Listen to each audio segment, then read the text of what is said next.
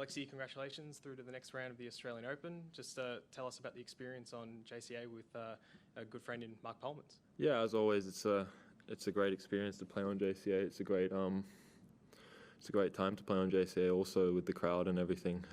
But it's never easy playing a fellow Aussie, a friend. But I was happy that I managed to get through it straight sets. The second set was a little bit tight here and there, and I just focused on my serve and focused on the way that I had to play, the tactics that we implemented, and got through. Questions, thanks. Alexi, you took a medical timeout for that blister during the second set. How did is there any pain with that, or was it you just know? No, it's not a blister. It's just my tape slipped off, so I just needed to retape it. Alexi, I just wondered if I could quickly ask you about the Olympic Games this year, because there's a lot of competition between you and the man you beat today and the other two guys who are on court now to make up those last couple of spots for the Paris Olympics to play for Australia. How does playing for Australia at the Olympics rate on your calendar for this year, and how do you think the competition's going between what seem to be a bunch of good mates? Yeah, it's definitely a goal of mine to qualify for the Olympics. It's probably the biggest goal this year for me. It's a huge event. It's an event that I think is the most prestigious in the world.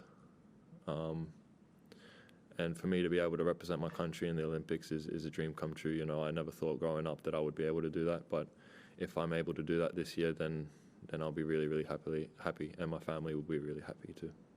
And it is pretty close for those last few spots. Yeah, I'm not focusing on that. I'm just more focusing on the way that I train, on the way that I perform on court, and then the results will come. I keep saying that all the time, that if I practice well, if I focus on court, if I play the game that I'm supposed to play, then the ranking will speak for itself. Next against Novak. How do you feel about the scheduling that gives him an extra day off, given that the first round's now over 3 days? It is what it is. I think, Sunday starts are, it's a 50-50 in the locker room for those who like it, for those who don't. But, he's got an extra day. He requested a Sunday start, I'm sure, and then that's why he's playing on Sunday. So, it is what it is. But, I was happy that I managed to get through in straight sets. And I have the most amount of time to recover now and then prepare for that match. Alexi, did you see any chinks in Novak's armour either last night or when Alex beat him a couple of weeks ago? No, I didn't watch either match, so. Those matches at all? Sorry? Will you do any homework?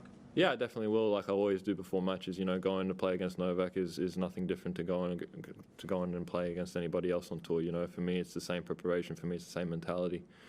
And I'm going in there with full confidence, and then if I don't go in there with that confidence, there's no point going in there. So for me, it's no other match. It's just me playing the world number one. So it's just another match for me. How important is your big serve? Obviously, you served well again today. Yeah, I think in any match, my big serve is important. So against a guy like Novak, he's probably the best returner in the world right now. It's also going to be very important, but tennis is not my game is just not about my serve either. So if it is a goal of mine to serve well in that match, and I've been serving well all year. So just listening to Alexi say that it's just another match, you're just playing the world number one. It's hard for me to believe that is the case. Like, how do you get into that mind frame that it is just another match when we all know it's Novak and he's won 10 times here? He's potentially the greatest player ever. Yeah, for me, it's, I think, just experience, being in the locker room around these guys and practicing with them and just, comparing myself to them over the years. I don't want to go in there with, just thinking, oh, he's probably the greatest of all time and all that. I admire what he's done. He probably is the greatest of all time. But for me, I need to have that confidence going in and the belief going in that, I can win the match and that he is just the world number one, and he is just another player for me on the opposite side of the net, and I need to focus on what I have to do on the court. So you do believe you can beat him?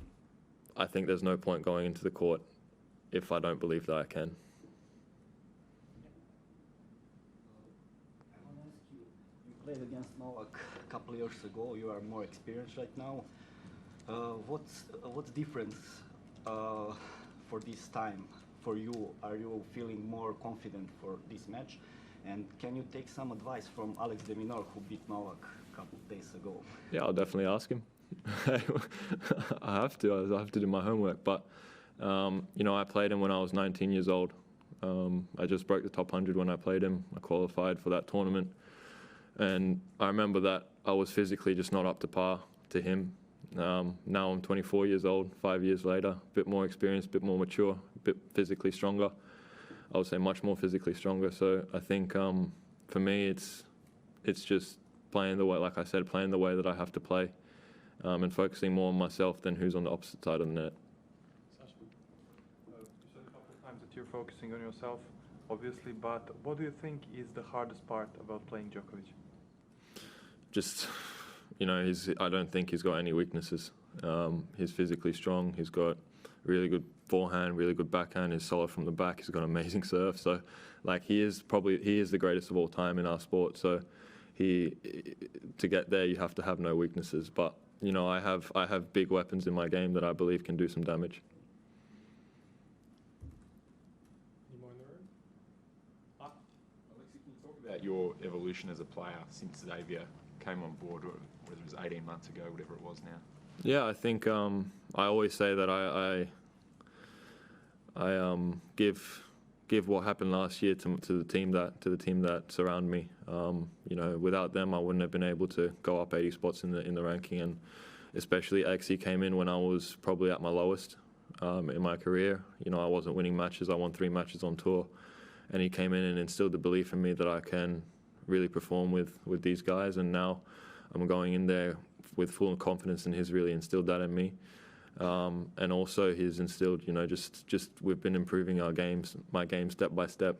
You know, just the consistency, just working on the weapons as well as the weaknesses. And honestly, I don't think I'd be here if it wasn't for him also. What's the next step for you to go from 40 odd in the world to potentially being seeded at top 20, those sorts of things? What's that last piece of the puzzle for you? I think it's just, you know, improving everything that's been improved already.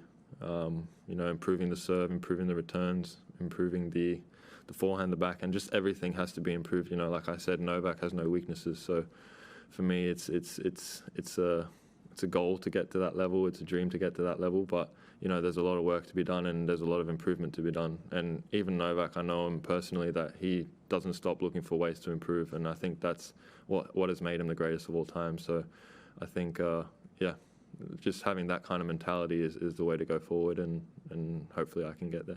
Is that a new mentality that you had? Is that something you didn't have before Xavier came on board? I think it's more just maturity. I think it's more maturity and experience that I had throughout my short career.